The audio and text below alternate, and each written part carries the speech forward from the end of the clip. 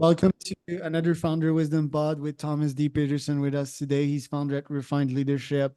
We're going to talk about self psychology, mindsets, everything in between. Thomas comes recommended from a person that is dear to my eyes and ears and heart, Lidiane. Shout out to Lidiane. I spoke to her yesterday. She's a really cool person. And that means that we're going to have a nice pod today with Tom. This pod is brought to you by podwire.com. That's my podcasting company. If you want to start a podcast and monetize it, you can go to podwire.com. Tom, welcome to the pod. Tell me a bit more about yourself and what you're up to nowadays. Yeah, thank you, Charles. So I recently started a company called Refined Leadership, and my background is actually in neuroscience. I sort of had a pretty, I would say, rough upbringing. There are parts which were exceptionally good. I had good peers. I had good, members of my family. But then some things were sort of on the exceptionally bad side. Things where it was like a lot of trouble in the family. For a moment, I was sort of orphaned for a period of my life. Had to be, adopted essentially by the principal of my high school just so I could finish there. And when I did finish, I finished valedictorian of my high school class. I didn't know what I wanted to do with my life. Everyone just kept telling me I had so much potential, so much potential. And then, I figured that, if I could understand the human mind, I could pretty much understand anything else. I could get anything else I wanted in my life. And, that was one of my late mother's passing words was, if you work hard and believe in yourself, you could do anything you want in this life. And I truly did believe that deep down. And I thought, what's one thing I could figure out that would help me make all the money I could ask for, to make, gain the relationships I was looking for, to solve any problem I was looking for. I figured if I understand the human mind, I could solve, economics problems, physics problems, chemistry problems, doesn't matter what it was. And, that's why I went to university for. I went to the University of Pennsylvania, one of the Ivy League schools. It's actually the first university in the United States founded by Benjamin Franklin, not to be confused with Penn State. So I spent my time there because that was the best, neuroscience school for undergrads that I could possibly go to. And there was a particular professor in there that focused in on neuroeconomics. His name was Dr. Joseph Cable. And I went there because I eventually wanted to work with him. I eventually did. And, as of I think it's about a year ago now, I published a paper, or rather they published a paper I was co-authored for. At the time. And, I got to learn a little bit about, neuroeconomics, intertemporal decision making. I just studied everything I possibly could get my hands on, under the sun with how the brain works. And I spent about a couple years in corporate America before I said, I want to be able to apply this on the individual level. So I started working for some personal development companies, some coaching companies. I worked a little bit as a dating coach for about a year. I spent, about a year traveling around the world in over, 35 cities and 4 different continents, several different countries, just traveling and teaching dating. Eventually turned that, when the pandemic hit, turned that into helping out with teaching entrepreneurship, teaching investing, and teaching real estate. And I've met with probably over 1,000 clients at this point. Like, probably influenced thousands more indirectly, but individual conversations. And Charles, I want to convey that, like, so much information is gleaned that you just can't get from a textbook, just with individual conversations, just talking with someone, just understanding their life story and being open to listen to it. I learned so much just talking with people. And as of about a year ago now, it sort of came to me that the people that could take content from like self-development courses or from coaching and be able to turn it into something, versus people where it was just kind of it's a fun experience, or it was sort of an expense account, like a business write-off type of purchase. The difference of people that actually turned it into something were people that actually already possessed core leadership skills. So I figured, like, the same way that I could figure anything out if I could understand how the mind worked. I figured anyone could achieve any level of success they want in life if they could really nail down and really refine their leadership skills. So hence the name came to it as Refined Leadership. And I wanted to come to it with an approach that really had its teeth just sunk into the ground, because I think a lot of these topics, they can be very hand wavy and could say, what, you're supposed to be just a good person, or you're supposed to start with why. I mean, it's so funny because I realized that people should not be starting with why, after kind of working with starting businesses and working with people who are starting businesses and everything in between. The best thing to really start with is who who are you going to go work with, first and foremost, because business is about people. And if you're going to work with the wrong people, and you're going to have this great passion and purpose with it, but you have to interact with these people all the time, it's going to be self-degrading, and then there's also an aspect of how do we actually make these improvements and learn things. And I fully believe that someone can make improvements on a moment to moment basis, and maybe we might get into it that really refined leadership is about understanding that on a moment to moment basis, with the right focus and with the right external and internal influences, someone could put themselves incrementally, slower and slower, but very rapidly towards the right vision and the right direction to get exactly what they plan out for themselves with their vision. So I started this company because I wanted to work with a couple of people to really get them exceptional results on a very, very massive scale. I'm not entirely sure if I feel equipped to be able to handle wide audiences as of yet, but I want to work with like individual people to share what I've learned, and the kind of underpinnings between neuroscience and even dating and relationships, self-development, entrepreneurship, investing, and then really sort of tie it all together into understanding really the fabric of what makes humans human, and be able to utilize that to someone's advantage to be able to go and improve on one's leadership skills literally on a moment to moment basis. So that's a little bit about what I'm about. Yeah, hell of a story. How did you find focus as a kid when all these events happened? Your mom found in a bathtub, dead, and your dad, quite a character. How Mhm. did you find that focus and remove all the noise and Yeah. succeeded into getting all these great grades? Yeah, tough stuff. It's really, really tough stuff. And like my heart doesn't go out to me, like the younger version of me. I've sort of sorted that out myself, but really the other people that have to face that situation in the future, because it's not the first time that this has happened, in anyone's life, or a kid that has to witness this, and it won't be the last, unfortunately, either. What really kept me together was knowing that there existed a reality out there that was better than the one I'm in. And in order to go get the reality, it's going to require my efforts alone and the assistance of people that I recruit around me. That's it. It really, really helped me to know that there was a better future ahead of me and that I had the tools to be able to go and do so. And you don't need a lot of stuff. You don't need a lot of money. You don't need a lot of like people around you. You just need to have the willingness. And essentially, knowing that I'll tell you this, I could really summarize it into like a single statement, is that when all this horrible, things happened to me and I got to experience it in real time, the thought in my head was like, I will do something with my life that is equal and opposite to this situation to really justify the entirety of my existence and the people that come to interact with me. If my name was going to be tarnished because of everything that happened in my past, it will be my name that I will go and redeem in an equal and opposite manner. And that meant a lot to me. That was a powerful driver. I think a lot of people have a lot of different drivers. Some people it's money, some people it's relationships, some people it's their religion, some people it's just building a lifestyle. It means meeting certain people, it means helping certain people, whatever that driver is. I think I really accidentally found a way of connecting into it. And to anyone else, I would say, find a way of like really connecting to that thing that naturally drives you, not the thing that everyone else says is supposed to drive you, but the thing that really, really naturally gets you. And if someone tells you otherwise, you forget those people. It's like you should be listening to yourself. You know yourself better than anyone else. And for me personally, I found that was a powerful driver for me. It was so powerful that it actually motivated me to do these things where, I mean, if I went back and people said, how did you do it? See, it was so difficult. Finding that driver, it was actually, I felt like it was much easier. I was having an easier time than other people around me that were sort of distracted by all these, little petty, things around them, or just little pleasures. I mean, I got to see the depth of humanity as a child. And that's tough to do as a child, but when you do that, you got to grow up really quickly. And when you grow up really quickly, you have advantages, and those advantages can help you handle things like high school as a full-grown adult. Dating. You've been a dating coach. That's interesting.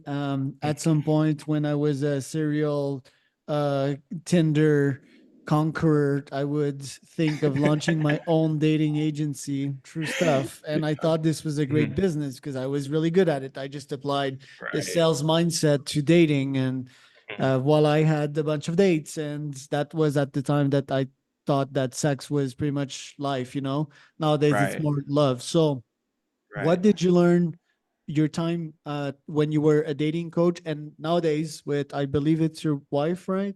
Or your Oh, girlfriend.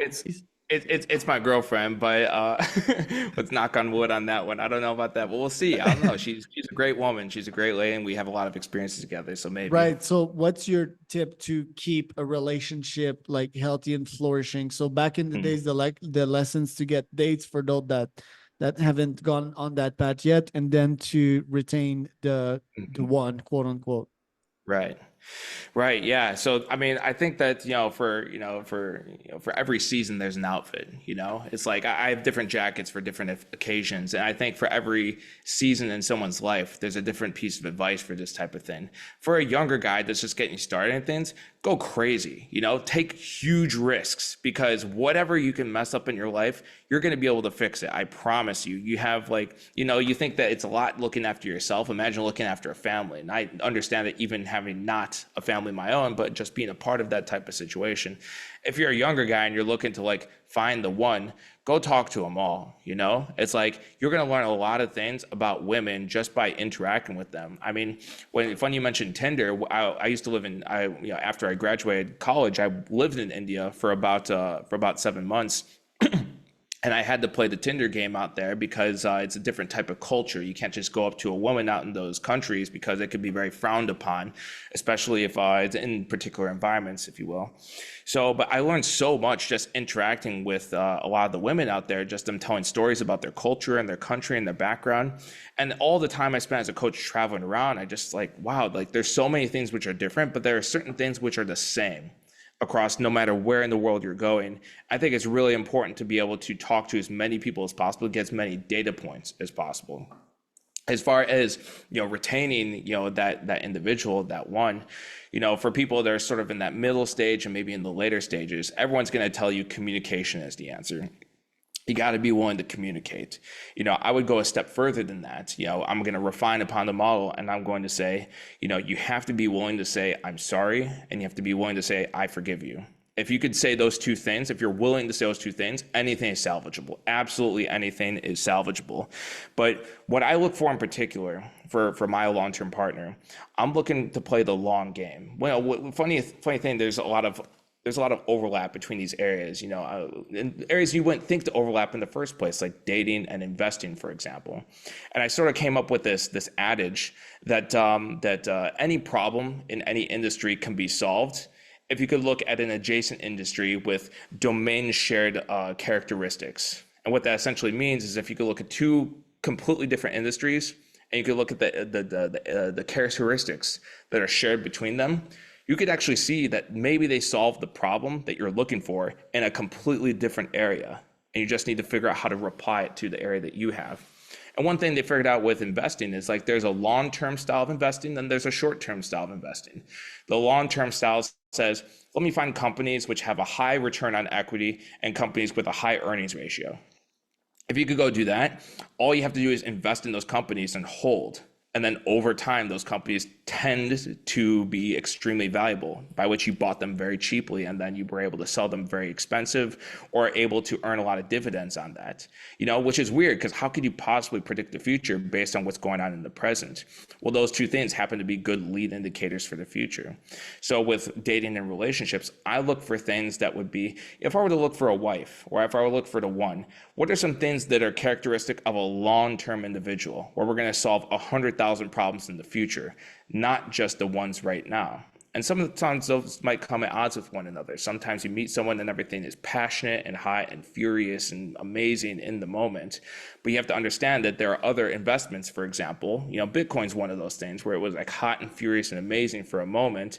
But then, fast money in is going to be equal to, in many cases, fast money out. So you got to be really mindful that in the mix of that, you can make a lot of money, but you want to be mindful of the elements that are there for the long term. You want to be in it for the long haul. So for people that are looking to find and retain the one, you want to find people that carry those long-term characteristics.